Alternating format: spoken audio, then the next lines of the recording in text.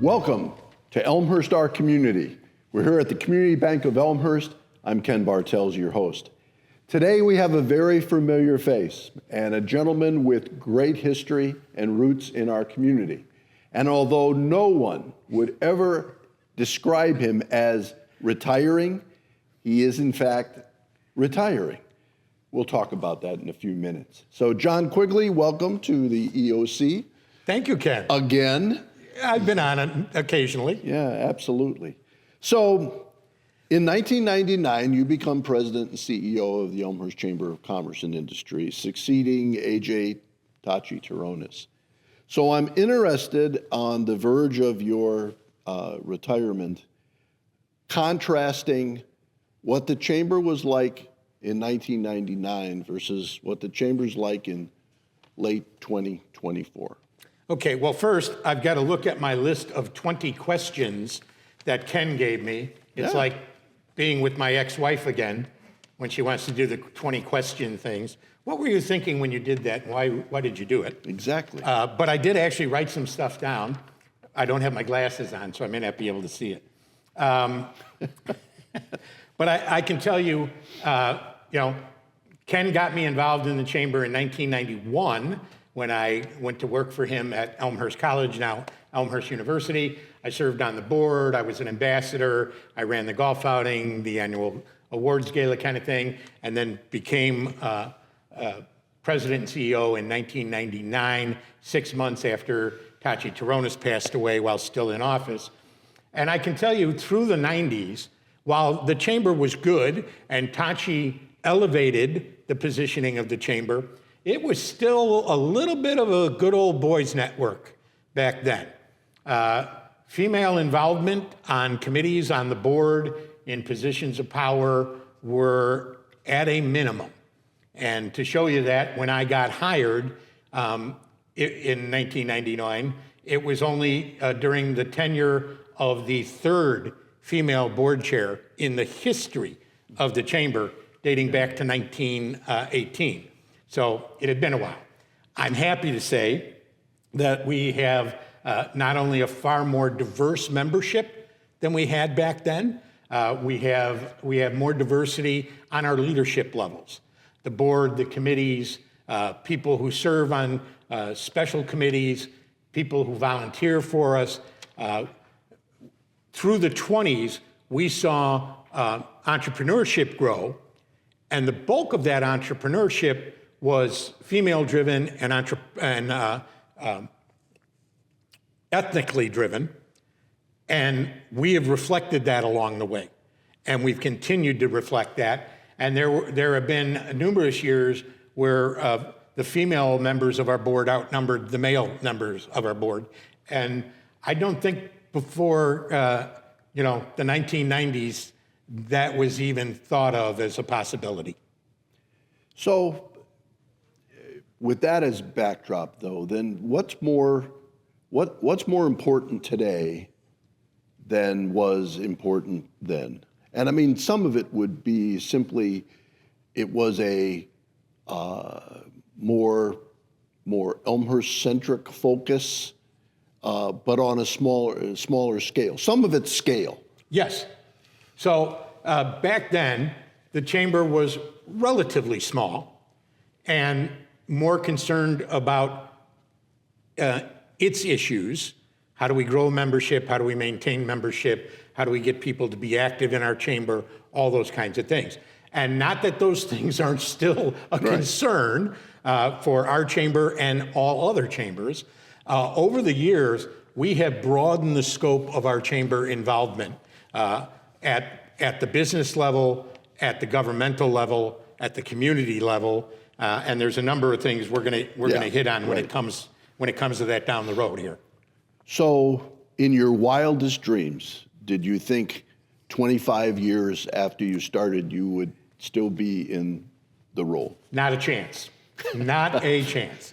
While I wasn't a job jumper, I typically spent 7 to 10 years at a job and then got another job. I was at the university from 1991 to 1999. I would have expected before 2010 that I would have moved on to another position. I did interview for several other chamber positions, for several economic development positions. But, you know, I've always said this, the best job decisions I ever made were the jobs I didn't take, not the jobs I took.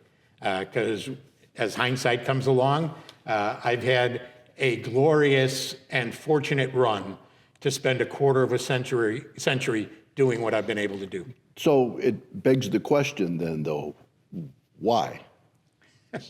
So, and it sort of goes with one of the other questions on the sheet, and that is the top accomplishments that you feel the most proud of during your tenure. But I don't want to leave the why when some of these other opportunities must have been obviously tempting. Yes, they certainly were. Here's what I can say. The people who were involved in the chamber, the members themselves, have made it so easy to stay here. They have bought into what we want to do and how we want to do it. When I first took over, I was part of a West Suburban Chamber exec group, some 30 chambers across DuPage County. And at that point when I took over, the average tenure of an executive director or a president and CEO was 3 to 5 years. Okay. They would leave because they got burned out, or they would leave because they got into a battle with their exec committee or their entire board. And they'd get fired or they'd walk off on their own. You come into a new job, and by the way, the chamber was not in good shape when I took over. The premise that I could be gone in 3 to 5 years when I left a really nice job at Elmhurst College at the time, that was somewhat frightening. And now, these 25 years later, the execs throughout DuPage County have extended their tenures, and that's in part because of buy-in by their boards, buy-in by their committees on how a chamber should operate, what they should be involved in, what they see as their vision, and what are the steps needed to take to accomplish that vision. And to a certain degree, perhaps a maturation of chamber leadership work overall, boards as well as the executives. Oh, certainly. You know,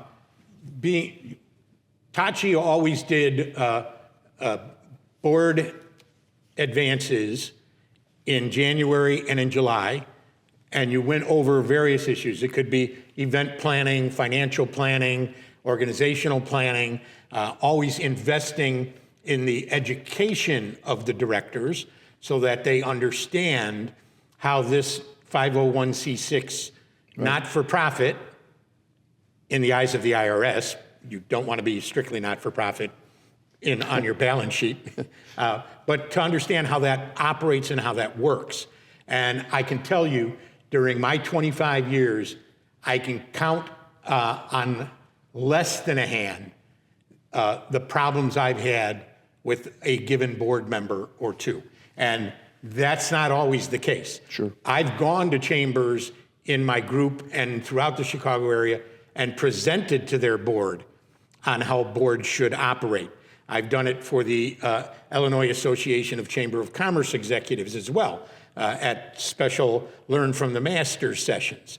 And boards have become more educated on their role, and that's helped their executives establish roots and find a path to stay longer. So what are those 3 things? And 3 is obviously not a sacred number in this case, but the things that when you think back, whether you think back to 2000 or whether you think back to, more recently, what are those things that stick out in your mind? It's really hard, as you would guess, I can't to pick imagine. something. Yeah. So I went very broad. So surviving 9/11. Okay. When that happened, it was a paradigm shift across the country, and certainly for businesses across the country, and we were no exception to that rule. although we're in a community and we're in a county that has been an exception to many economic rules, that was not one of them. So being able to survive 9/11 and move the business community forward in a safe fashion, that was one of the keys. The Great Recession, 07 to 09, that was a horrible time. And our chamber took a hit, as did all communities. And, you know, I never envisioned that kind of economic downturn hitting us. And it was stark. Obviously, the COVID years. You know, Yeah, and we're going to talk about those. Yeah, but now, and since the last 7 years, it's been succession planning. How do we plan for who is the president and CEO when I'm done at the end of 2024? Okay, well, we're going to talk about that too at the break. I want to talk about some specific things that I remember about the chamber during your tenure and just get some reactions from you. Okay. So, Elmfest. Elmfest started in 1986 and ran until I can never remember the end date. 07. 07, yeah, all right. So, Elmfest was the economic driver of the chamber's budget. It was the elephant in the living room. Yeah. So the chamber could do everything right, and if Elmfest got rained out, we were in trouble. Conversely, the chamber could do everything wrong, bad on membership recruitment, bad on membership retention, bad golf outing, and if Elmfest did well, it didn't matter. So the Elmfest budget was as big as the chamber's budget was. And so when I took over, we had just come off a rain year where most of Elmfest got washed out. And there were two choices. Dump Elmfest now and get out of that business, or find a way to revitalize it and mitigate the risks. And I sometimes kick myself because I was able to do that. And Elmfest became even more of the elephant in the living room during the chamber budget. Sideline to that, when it was determined that Elmfest we just needed to stop it, not because people didn't like it, but because of financial concerns and because it's not the way to have your budget be determined. So one of the things that happened when Elmfest ended in 2007 was a switch gradually over to what's known as tiered dues versus the way it used to be budgeted. You want to explain that for folks? Sure. First, we had to walk away from Elmfest because our top 10 sponsors and the city said we can no longer provide the financial support. And that made Elmfest an even bigger risk. And so we brought the directory in-house. We did a couple of other events that didn't completely replace Elmfest, but made it possible for us to walk away. And at the time, I said to all my fellow chamber execs, how many of you could walk away from your gala, your golf outing, or your festival and stay alive? And they all went, not a chance. We were able to do that. At the same time, coming back from an Association of Chamber of Commerce Executives Convention, there was this, the startup of tier dues. We were on an employee-based dues structure where you're a single person owning a business, you pay X. I own a business with 100 employees, I pay Y. Why I would pay more than you? Because I have more employees, I have no idea. But the idea of the tier dues was the member picks what benefits they want based on the tier. And so the smallest member could take the top tier, and the largest member, employee-wide, could take the bottom tier. And they'd both be happy because they're getting exactly what they want from the chamber. We tried to get that done a couple times, but then it finally got instituted leading into our 100th anniversary in 2018. And you should know about that. As the board chair during our 100th anniversary, you were instrumental in helping us convince the board that now's the time to make that move. And I look back at that and go, if we had not made that move, and we lost 160 members like we did during COVID, it would have been tough to keep the doors open. Yeah. But because we had the tiered dues formula, where our top dues payers were worth multiple base members, Exactly. it kept us afloat. We went through a period recently, actually still are in it to a certain degree, within Elmhurst where a lot of institutions are celebrating 100th year anniversaries or more in some cases, with the hospital coming up in 2026 at 100 years. But the Chamber in 2018 had its 100th anniversary. And part of that, and you referenced my role, but part of that was a capital campaign, which is another kind of unique story I'd like you to just touch on. Yes, we decided we were going to do a capital campaign. Through my ACCE connections, my Illinois Association of Chamber of Commerce Executives connections, the state chamber, the U.S. chamber, I know of no chamber our size that even attempted a capital campaign the way we did. We ended up looking for $250,000. It was broken up into 3 segments: a Second Century Fund, a Civic Hall of Fame Fund, and then a Student Internship Endowment Fund at Elmhurst University. And I can tell you that campaign has raised more than $500,000. And by the way, it was a 1-year campaign. We didn't keep asking and asking and asking and asking. We've continued to get some donations into it, but that's how well the campaign did. And I don't know another small chamber that could have pulled that off.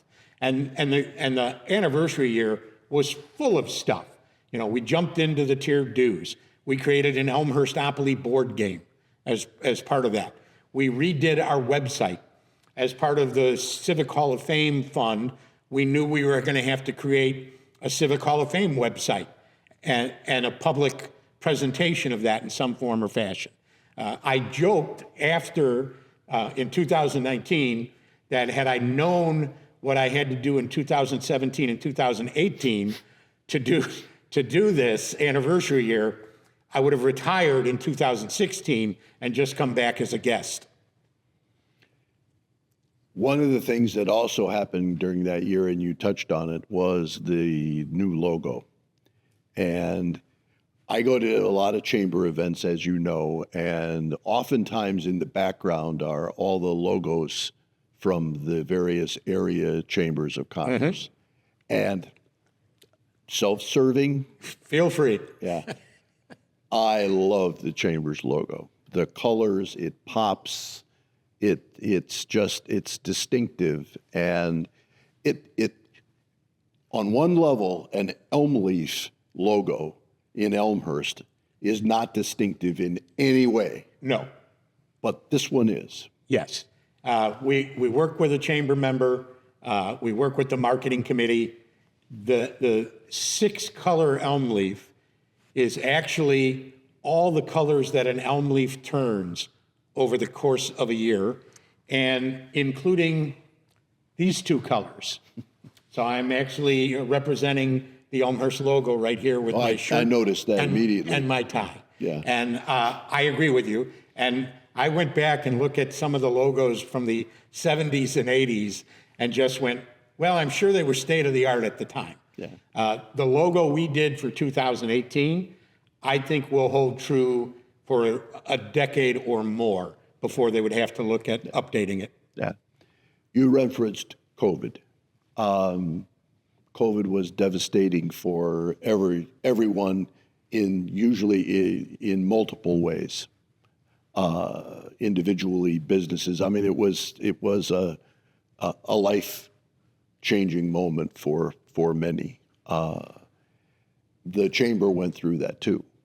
But I also know that, and I think I'm right about this, the Elmhurst Chamber is the only chamber in DuPage County that did not close during COVID. And in fact, wound up being a reference point for COVID. That is correct. We were the only chamber in my West Suburban Chamber group that didn't shut its doors work remotely, didn't lay anybody off. We were there for our members. We helped countless members access federal grant money to help them keep their doors open. We lobbied federal and state legislators to provide as much financial support as they could to small businesses. It was so changing of what we did on a daily basis. But I look back on it and go, nobody did what we did. And I don't know that any of the other chambers or business associations could have done what we did. And in fact, we still did in-person events when COVID was going on. Right. We found a way to stage them outdoors, provide proper spacing, require masking if you got closer to people.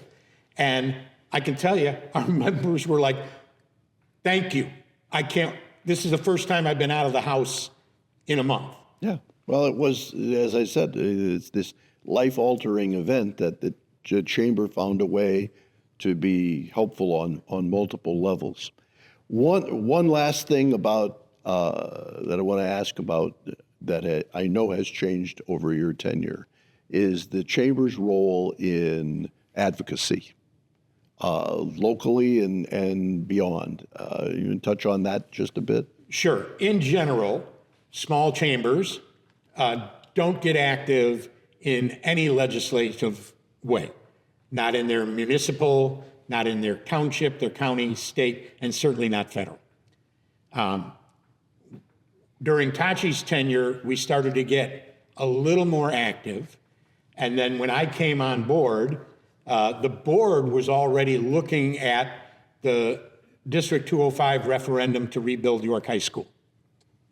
And 3 months into my tenure, the board endorsed that referendum. And we were the first organization of any kind in the community to endorse that referendum. And back then, the District 205 Referendum Committee they were looking at, we think we're going to win 51-49. We endorsed, we explained to the 3/4 of property taxpayers who don't have kids in the public school system why it's important to rebuild York High School, how it will help their home values, how it will attract businesses, how it will attract higher income people to the community. That referendum ended up passing 3-1. And our endorsement, I believe, was key to it. And we endorsed the last School District 205 referendum, and we just recently endorsed the Elmhurst Park District referendum to rebuild the Wagner Community Center, and that referendum just passed 57-43. And then there's other things we've done. So we've spoken up on behalf of businesses regarding sales taxes. Haven't always won the fight with City Hall, but we've been there speaking our mind. We went out there for bars and restaurants who wanted video gaming. When the city banned it in 09, banned it in 11, banned it again in 15, 16, we've consistently said that's free money for the city. Not every bar or restaurant's going to want it. Let those who want it do it and live with that. But we've lost that battle. We've endorsed the parking decks. When I first took over, there were 2 decks in the downtown. The deck near the chamber office at the time off of Dell, they needed to build it up because when they first built it, they didn't build it big enough. So we've endorsed the decks, the one on First Street, and then the one that went in on Addison, and we were build it as large as you can. 700 cars, 800 cars, because you can't give up surface space in downtown Elmhurst for parking lots. So you got to park in a deck. And there are people who've been unhappy that we've done that we've talked about those things or that we've endorsed those things. We've endorsed a number of the public-private partnerships between the city and developers. We see that as a good thing. We see that as a win-win-win. The city wins, the developer wins, the community wins. On that note, we're going to go to break. When we come back, we're going to talk a little bit about this retirement thing. We need to have a few details. I'm talking with John Quigley, President and CEO of the Elmhurst Chamber of Commerce and Industry. This is Elmhurst, Our Community. We'll be right back.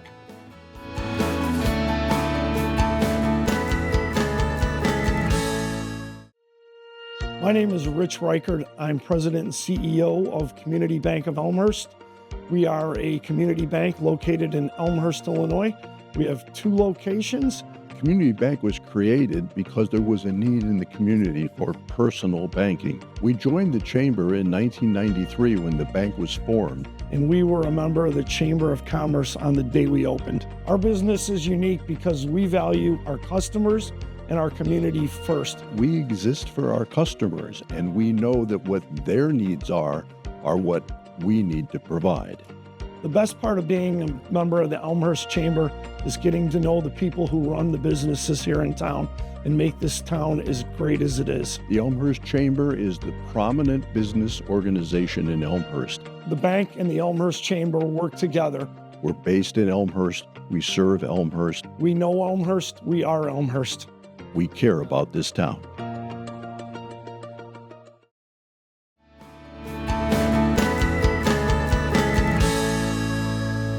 Welcome back to Elmhurst, Our Community. I'm Ken Bartels. We're talking to John Quigley. So, John, you're retiring, sort of, kind of. So what is the chamber leadership going to look like after January 1 of next year, 2025? So succession planning started 7 years ago, and I guaranteed the board I was work till I was 67. Which is 2 years ago, and that I would not work after 70. And over the last year, the board has been looking at how do we find a successor. There was a three option. Option 1, hire from within. Option 2, the board creates its own search committee, as they did when I got hired. And option 3, outsource. The board was unanimous in that they wanted to look in first, and if they were satisfied with an in-house candidate, that's the way we'd move forward, and we've been doing that over the course of 2024. Okay. So your role, your at least possible role next year, board determined, will be on the marketing side of things, as I understand it. Correct. There will be a new position called Director of Marketing and Communications. I will slip down to that position and do many of the things that I had expertise in doing, but none of my peer chamber presidents and CEOs do at their chambers. Okay. And so you can't expect the new president and CEO to be able to do those functions. Yeah, it's a skill set thing. Yes. So I would be doing that, but whether I do that for all of 2025, I do it for 1 quarter, I do it for half a year, that's still to be determined as to how quickly the president and CEO can get up to speed. So is it going to be hard not to be in charge? No. No. No. Not at all. No. I have people going, this is your baby, you're not going to let it go. And I'm like, no, I'm letting it go. I'm ready to go. If you want to fire me now, fire me now. I can live without. I love the chamber. I love what I do. I love the people I work with, but I got no problems walking away. Okay. Yeah, I did. I can't tell you how many people don't believe that. Oh, I know. But I hear people all the time go, you're not going. You're never leaving. Well, you may be leaving, but that's a different matter altogether. So beyond 2025, whether it's all of 2025 or part or whatever, what are you going to do in retirement? I mean, all this time in succession planning and now it's coming to fruition. It's actually going to happen. So what does retirement look like for John Quigley?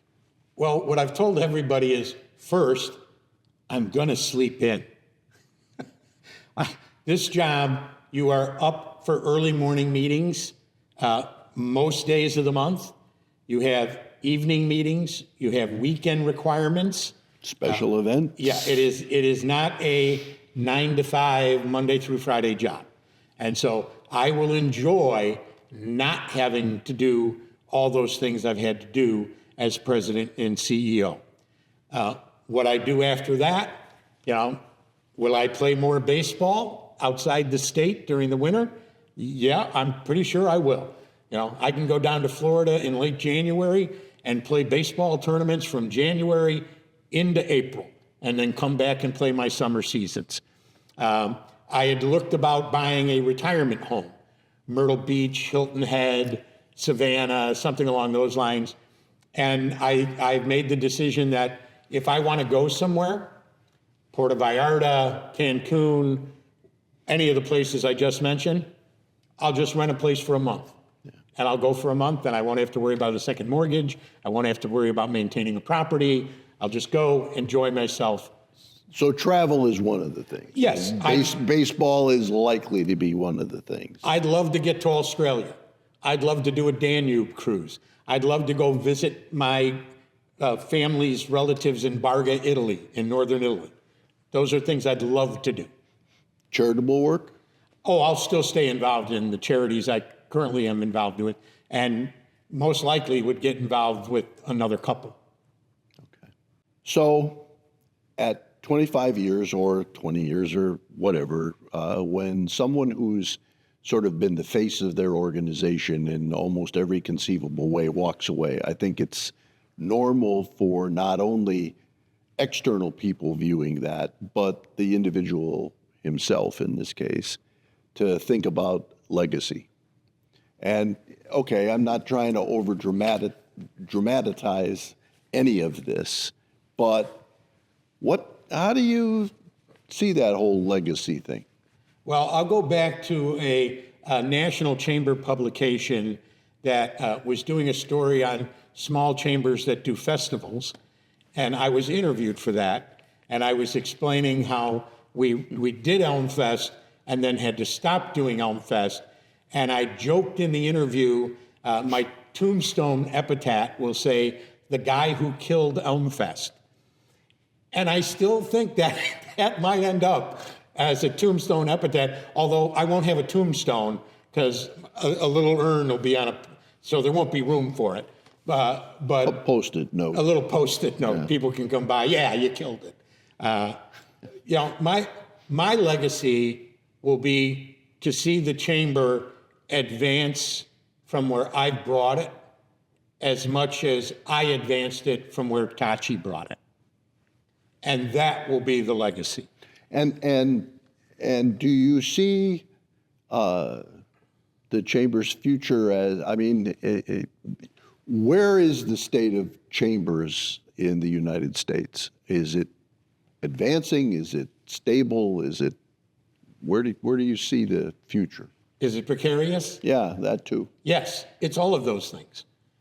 Chambers all across the country, large, small, rural, urban, East Coast, West Coast, southern states, northern states, they share something in common in that you have to provide products, programs, services, and events that meet the needs of your members.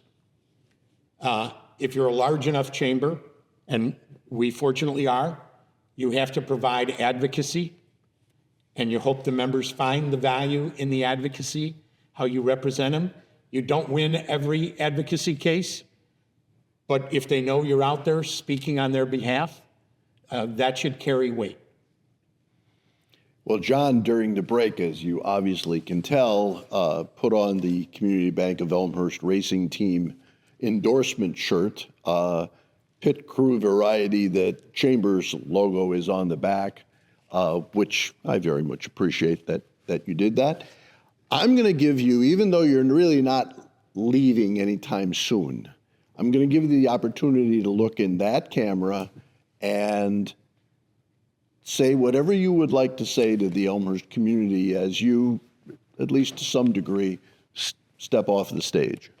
I actually wrote a little something down because I do speak extemporaneously quite often, but I wanted something short, sweet, simple. Sure. So my tenure with the Chamber has allowed me to be involved in countless projects and programs that have bettered our members, our business community, and Elmhurst at large. And for that, I will forever be thankful. Thanks, folks. I've had a good run. And on that note, we're going to end our time together. I thank you very much. You were on the first Elmhurst Our Community program, and you're not on the last. But nonetheless, I very much appreciate you stopping by and for your leadership and friendship. And yes, thank you for your leadership and friendship during my tenure.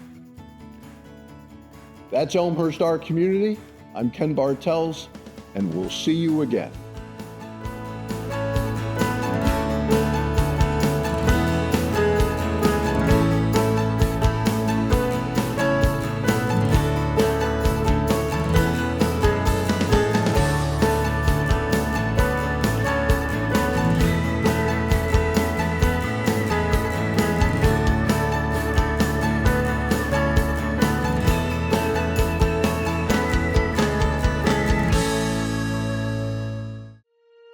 My name is Rich Reichert. I'm President and CEO of Community Bank of Elmhurst.